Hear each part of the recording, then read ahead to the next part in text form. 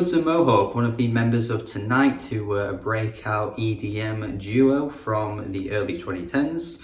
In retrospect, in hindsight, somewhat influential, I think, in the way that electronic music ended up going. You've got other acts like Bauer as well that I think had an influence on that. Even to an extent Skrillex, I would probably even say. I mean, I know that's more of the dubstep world, but I think his influence across all genres of electronic music has been pretty noticeable over the years. And I think while Tonight wasn't a massive name, wasn't a, an act that had massive smash hits like Bangarang or something, you can't really say that their influence hasn't been seen, because I definitely think it has been. Even genres like hyperpop have taken influence from these styles to some extent, and Hudson Mohawke as well in his solo career has been putting out some pretty interesting music over the years. I've never felt quite like he's really reached his full potential with a fully realized album, although Pooms from a few years ago was probably the closest yet. He's finally delivered something that I think is truly his best work to date. Cry Sugar is packed, stacked with ideas and creative bursts of energy and bursts of weirdness and exciting moments that just bring the best out of the genre, while also just delving into some weirder moments that feel totally experimental and totally out of the blue for Hudson Mohawke, and maybe even, other artists that do this similar style too. He's really just scattered his creativity all over this album, and it's really shown. For 19 tracks, an hour and 3 minutes, you're getting so many different things throughout this album. It is not just sticking to one thing and doing the same thing over and over again, which could have got boring for an hour and 3 minutes. Between track to track, the flow of this album isn't even remotely seamless at all. It's just like he's got an idea and he quickly moves on to something different, and he quickly moves on to something different again, and it's just a hodgepodge of so many different things. Intentions being one of the best tracks comes quite early on. I think this has a fantastic use of vocals that really work well with the beat. It's really catchy. It's got a bit of a soulful vibe to it as well. And it's just a great showing of what he can do when he just brings in samples, etc, etc. You've got Behold, which has that classic trappy, EDM-y sound that I think, again, was part of his Tonight days, which works really well. And for this kind of style, this kind of genre, you can't really go wrong with a track like this. It's animated, it's lively, it's bouncy, it's energetic, it's just fun. You've got other tracks too that work vocals in a pretty interesting way. You've got Dance Forever, which has a pretty repetitive hook with the vocals that remind me of something that Superorganism would do, although based on Superorganism's last album, I would say this is better than what they were doing on the album. I mentioned hyperpop earlier. There's a track titled Bicstan, which for me has hyperpop written all over it. It's also got a bit of like a video game energy to it.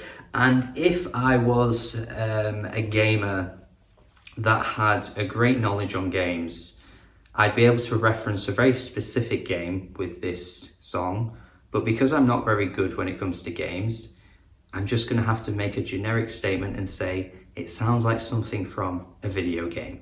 Now, if you have a knowledge of video games, maybe you'd be able to insert a title of a video game right there. Please let me know, because I'm just not very good with video games. You've got later on fantastic tracks and some of the best on the whole album, and maybe some of the best of Hudson's entire career, like 3 Sheets to the Wind. Just absolutely love this vocal usage on this track. It's got such a an early Kanye vibe to it, and then when the vocals kind of fizzle out a little bit, the beat just kind of drops out of nowhere and you go back into this kind of bassy, dirty, stinking bass. It's so good. It marries 2 worlds of this style of music together so well. It's got a bit of a random feel to it, but it still works incredibly well too. You got K-Pipe, which has such a weird eeriness to it. You know what this track reminds me of? I feel like I'm A$AP Rocky in that interview where the girl is a bit odd and he's like,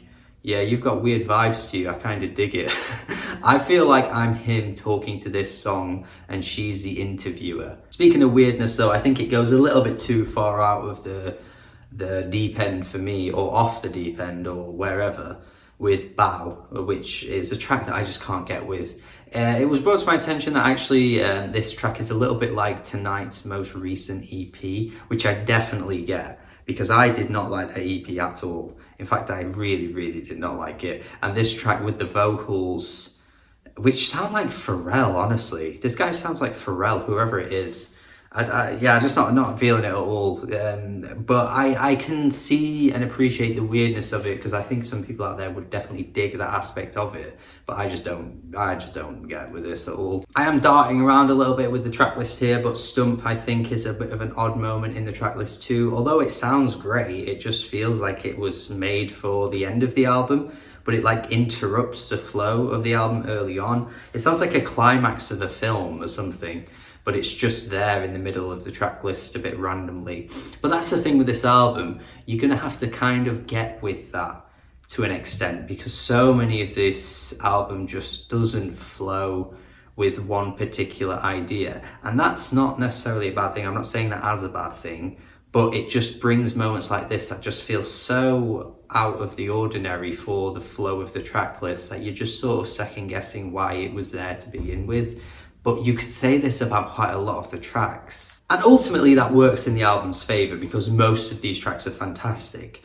But I can totally understand why someone would not like the way this album flows, because it doesn't really flow properly. It's almost like a disjointed weirdness that he just kind of was like, I've got this song, put it there, put this one there, put this one there. And there's not really much rhyme or reason. There may be some purposefulness to it, but with the way it flows doesn't feel like there is. Is It Supposed is one of the best tracks for me on this album too. Just brings something a little bit different with the way the track sounds. The melody is so memorable as well. It's got such a fantastic melody, this track. It's so joyous, it's so pleasing. The song just sounds so happy. I've never heard a song sound happier than this in my life.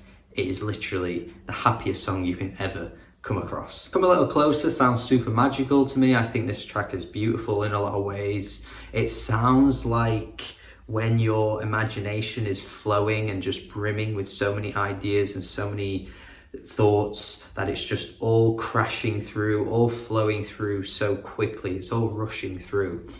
And yeah, this track is that. Like when you're sat there and your imagination is just circling. Maybe you're in bed and late at night and you're trying to sleep and you just can't get rid of all these thoughts. That's this song. Imagine that feeling, and that becomes this song. That is what this is. And honestly, the whole thing could be described like this. It's just such a creative burst of imagination. The whole album, like I say, every track individually feels like it's got something different to offer from the previous one.